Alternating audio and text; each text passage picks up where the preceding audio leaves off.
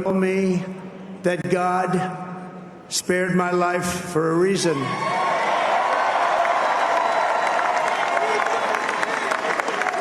And that reason was to save our country and to restore America to greatness. And now we are going to fulfill that mission together. We're going to fulfill that mission.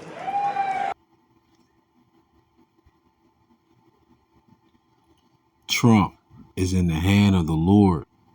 So is war and judgment. Proverbs 21, verse 1 through 2. The king's heart is in the hand of the Lord, as the rivers of water. He turneth it whithersoever he will. Every way of man is right in his own eyes, but the Lord pondereth the hearts. Before I proceed, I want to give all honor, glory, and praise to the Most High Yahweh and His only begotten Son, YAHAWASHI, whom the world ignorantly called Jesus. Double honors to my elders at Great Millstone, taught me this truth through the Spirit. Single honors to the elect.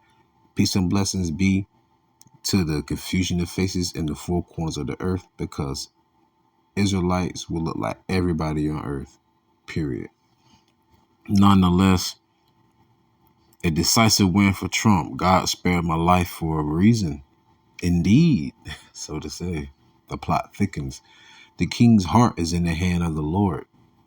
Proverbs 21 and 1. When you go into the word heart, it goes into your mind. What is a king? That's a ruler and hierarch, like an emperor. That's another word for president, a pharaoh, right? A ruler,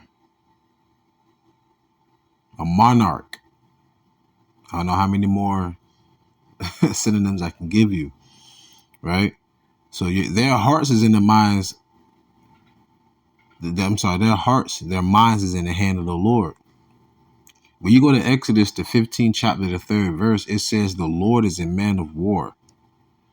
Yahawah is his name. Whenever you see Lord on all capital letters in the Old Testament, that will be the Lord's name put there in the Hebrew, Yahawah. So Yahawah is his name. Exodus 15 and 3, I read it verbatim. The Lord is a man of war. The Lord is his name. So you see wars upon wars since the beginning of mankind, because the Lord is a man of war. With that being said, you Christians err not knowing the scriptures, because how can he be all love if he also is a man of war? Sometimes you must have war to make peace. But the reason why I'm doing this, because you have all these nations, that hate America.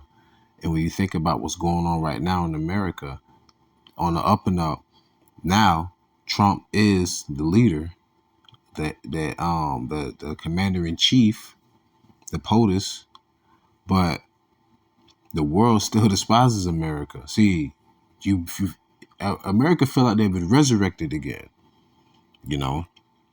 Like they say, the South gonna rise again, because America's on a decline, right? America in the Bible is known as the mystery whore Babylon. All right, the 7 heads go back to the EU, 10 horns go back to NATO. The whore that rides upon the beast, that's America. Scholars already written it out, but the elders already spoke on it. The elders are the evidence is out there. We're in the last days, but you see, the inward parts, they think America's going to go on forever. It's not. It's not. This is Psalms 49:11. The inward thought is that their houses shall continue forever, and their dwelling places to all generations. They call their lands after their own names. So you think you're going to go on. When it says let's read again. Psalms 49:11. Their inward thought is that their houses shall continue forever, meaning their family names, their lineages. And their dwelling places to all generations, meaning that where they live at, right? They call their lands after their own names. America was named after Amerigo Vespucci, a Latin navigator. America was never discovered by Christopher Columbus.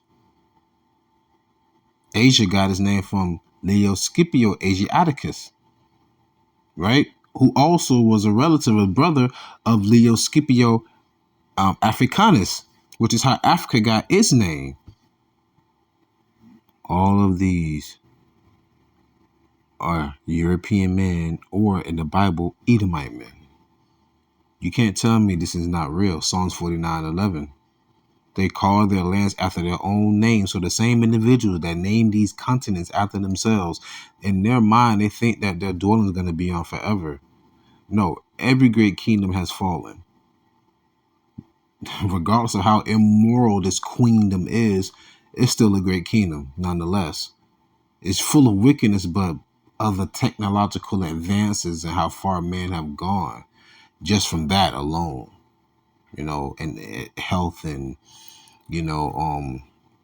just the convenience of talking to someone and getting around the world in such a short amount of time, but to what detriment, right? To the cost of us losing the earth? No.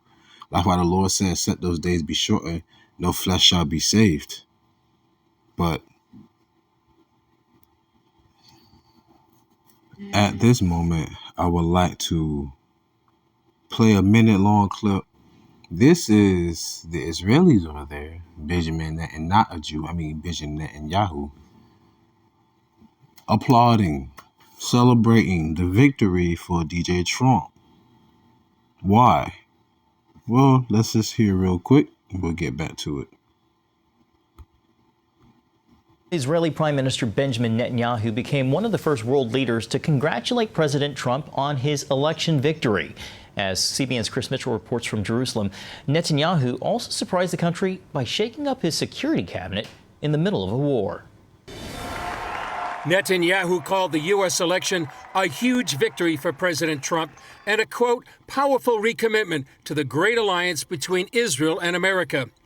Trump's win reunites two leaders who worked together on the Abraham Accords and opposing Iran's expansion throughout the Middle East in Trump's first term. Appearing on CBN's election night coverage, author and Middle East analyst Joel Rosenberg said Israelis favored Trump by nearly 50 points in a recent poll. A 50-point gap in favor of Donald Trump tells you that Israelis believe that Donald Trump will be better for Israel, that we will be safer, that he will have our back.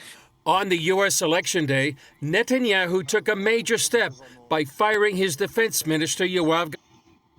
So, in a sense, when you think about it, in their mind, they want DJ Trump to help them further themselves in this war. An article, and I will leave both of the articles, forgive me, I will leave the articles and I will also leave the URL to those videos in the description box. If I forget, please hound me and remind me to put it in the comment section or in the description box after. Israelis in Jerusalem see Trump return as God's plan. Little do you know, yes, indeed. Remember, the scripture says in Job 12, it says, the deceiver and the deceived are his. See, Esau is the biggest deceiver on earth, because that's what the word devil literally means, just a liar, a slanderer, a liar, deceiver. But he's going to be the biggest deceived as well, because the Lord deceived him.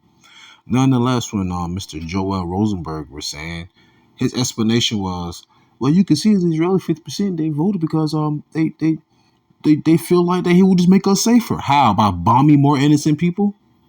Wow. Nonetheless, Psalms 55, verse 21 through 23.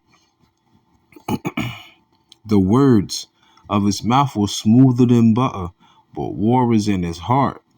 His words were softer than oil, yet were they drawn swords.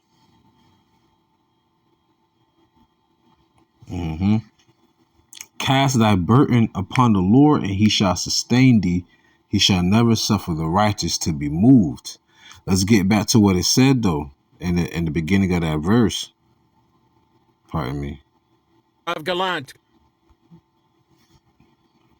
It says, the words of his mouth were smoother than butter, but war was in his heart. And that's what's really in their heart. That's why they want DJ Trump.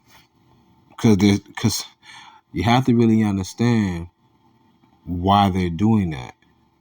I forgot what it's called, the Ben Gurion the Ben Hurian or the Ben Gurion Strait. They're trying to make an alternate route of the Gulf of Suez, where a mass of the world's international commerce goes through via ships and containers. And when it was blocked for like 2021, I said locked up. When it was like blocked for in 2021 for like I think a month or something, billions was lost, and also America can't really get their military aid across the world. So they want to try and make an alternate route. I'm gonna try and look that video up again, and I'm gonna re-upload. It's a short that I actually made that I got from somebody else's page. But yeah, war is in their heart, and that's why the Lord is going to do what? Preserve the elect. That's why he was elected president again. The Lord's going to destroy them. The Lord's going to destroy them by destroying themselves. Crazy, ain't it? Beautiful way how the Lord works. Let's get back to it. I'm going to close out Psalms 55:22. Cast thy burden upon the Lord, and he shall sustain thee. He shall never suffer the righteous to be moved. But thou, O God, shalt bring them down into the pit of destruction. Bloody and deceitful men shall not live out half their days, but I will trust in thee. Now I will leave you with this video of these politicians and this Fox News anchor talking about how the world, he says Trump bullying the world is a good thing, but the politicians say, I sat down with the states of the other countries and they don't like them. What he said this morning about possible tariffs against Mexico, when he said that he will contact, if he becomes president on day one, he'll contact the Mexican president, Claudia Sheinbaum, and he'll say, fix the problem with people coming up through Central America and Panama and everywhere else in the world through Mexico, or I'm going to slap a 25% tariff on everything coming out of Mexico. And he believes that that's a no-brainer for her, that she'll say, you know what, we can't deal with that, I'll fix the border. Well, that's just another reminder that Trump's idea of how to conduct international relations is through threats and bullying. But it works. Mexico is our largest trading partner. It didn't work really well the last time he was president with our key allies around the world. I met with the heads of state from countries like Australia, Canada, Germany, Korea, who found his unmoored and unbalanced leadership style discouraging, and it's sometimes unnerving. I do think that we need to address border security. There's a great way to do it, a bipartisan bill that was on the floor of the Senate, and we should have passed months and months ago, except for...